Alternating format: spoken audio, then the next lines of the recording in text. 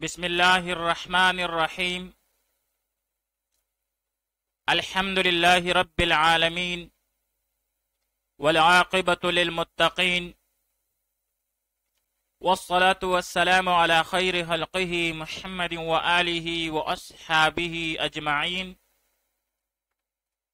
آج زاد الطالبین میں ہمارا 274واں سبق ہے،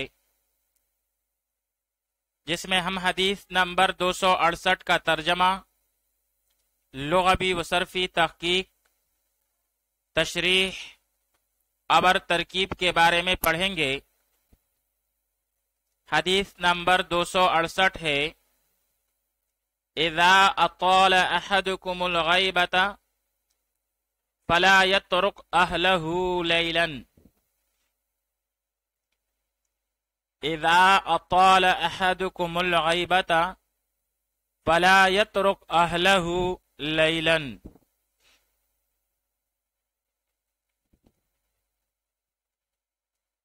اذا اطال جب لمبی کرے، احدکم تم میں سے کوئی ایک، الغیبۃ غیر حاضری کو، فلا یترک پس نہ آئے وہ، اہلہ اپنے گھر والوں کے پاس، لیلاً رات کو۔ اذا اطال جب لمبی کرے، احدکم تم میں سے کوئی ایک، الغیبۃ غیر حاضری کو، فلا یترک پس نہ آئے، اہلہ اپنے گھر والوں کے پاس، لیلاً رات کو۔ اب یہاں پر اطال صیغہ واحد مذکر غائب، پہلے ماضی معلوم، اجوف واوی، از باب افعال، جیسے اطال یطیل اطالتن بمعنی لمبا کرنا۔ اذا اطال احدکم الغیبۃ، الغیبۃ یہ مصدر ہے باب ضرب یضرب سے، جیسے غاب یغیب غیبا و غیبتا بمعنی غائب ہونا، جدا ہونا، دور ہونا، غیر حاضر ہونا۔ جبکہ باب افتعال سے اغتاب یغتاب اغتیابا بمعنی غیبت کرنا، اور اسی باب افتعال سے سورۃ الحجرات میں مستعمل ہے۔ سورۃ الحجرات آیت نمبر 12 میں ارشادی باری تعالی ہے، وَلَا يَغْتَبْ بَعْضُكُمْ بَعْضًا، اور غیبت نہ کرے تم میں سے کوئی کسی کا۔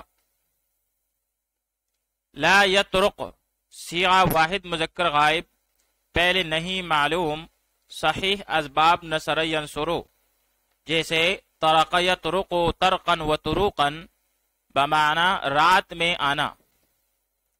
اسی سے الطارق اسم فاعل بمعنی رات میں آنے والا، جو کہ قرآن مجید میں مستعمل ہے۔ سورۃ الاعلی آیت نمبر 2 میں ارشادی باری تعالی ہے، وما ادراک ما الطارق، اور تو نے کیا سمجھا کیا ہے رات میں آنے والا۔ آئیے اب اس حدیث شریف کی تشریح پڑھ لیتے ہیں۔ یہ حدیث شریف مشکات میں باب آداب السفر سے لی گئی ہے، اور اس کے راوی حضرت جابر رضی اللہ تعالی عنہ ہے۔ اس حدیث پاک میں سفر کا ایک ادب بیان فرمایا گیا ہے، اور وہ یہ ہے کہ اگر کافی دنوں کے بعد گھر آنا ہو تو رات کو آنے سے پہلے پہلے پہنچنا چاہیے۔ رات آنے سے پہلے پہلے گھر پہنچنا چاہیے۔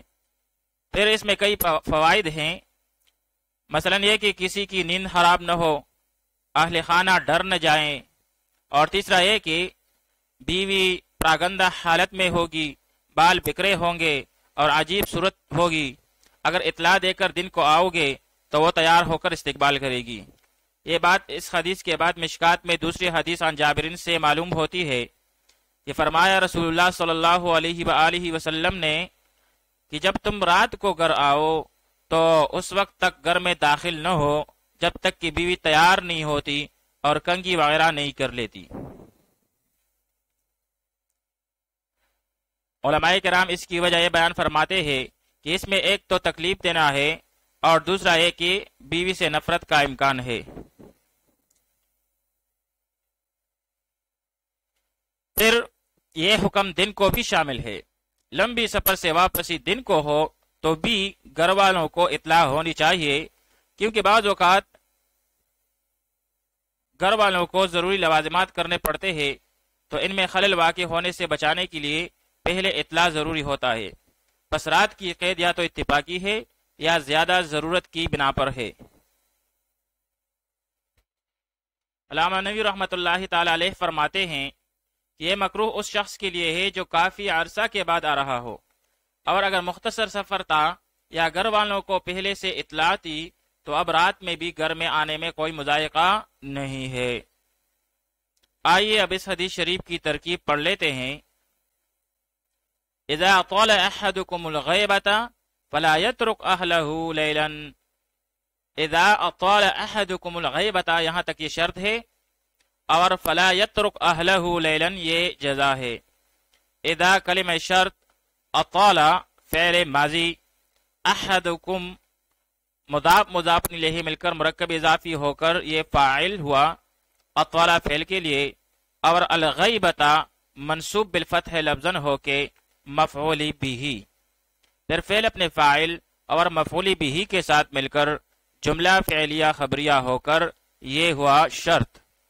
جبکہ آگے فلا یترک اس میں فا جزائیہ، لا یترک فعل نہیں، اور اس میں ہوا ضمیر مستتر جائز الاستتار اس کا فاعل، اہلہ اہل مضاف اور ہو ضمیر مجرور متصل محلاً مجرور ہو کے مضاف الیہ، اور پھر یہ مضاف اور مضاف الیہ مل کر مرکب اضافی ہو کر چونکہ اہلہ منصوب ہے تو یہ مفعول بھی ہے لا یترک فعل کے لیے، جبکہ آگے جا کر لیلاً منصوب بالفتح لفظاً ہو کے مفعول فیہ ہے، ظرف زماں ہے۔ پھر فعل نہیں اپنے ضمیر فاعل مفعول بھی اور مفعول فیہ کے ساتھ مل کر جملہ فعلیہ انشائیہ ہو کر جزا ہے ما قبل کے شرط کے لیے، اور آخر میں شرط اور جزا مل کر جملہ شرطیہ ہوا۔ وصلی اللہ تعالی علی خیر خلقہ محمد وآلہ واصحابہ اجمعین۔